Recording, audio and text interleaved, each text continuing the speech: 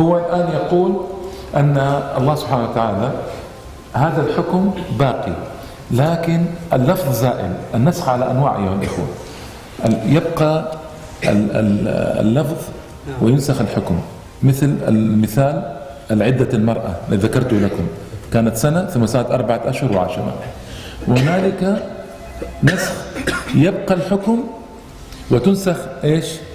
الآية، تنسخ الآية، ما عاد الآية هذه لها حكم، خلاص انتهت، هذا حكم الآية انتهى.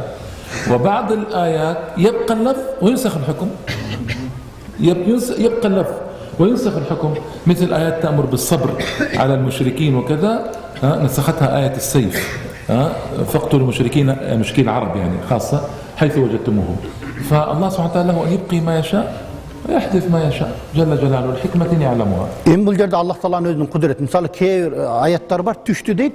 O şonun keyin al ayet öçürülüp anın orduna başka özgörlüğün hüküm düşüp otadı. Misal jana murda sokta aytkan eken go. Misal murda idde 1 yıldan aşık bolsa keyin 4 ayga düştü dep.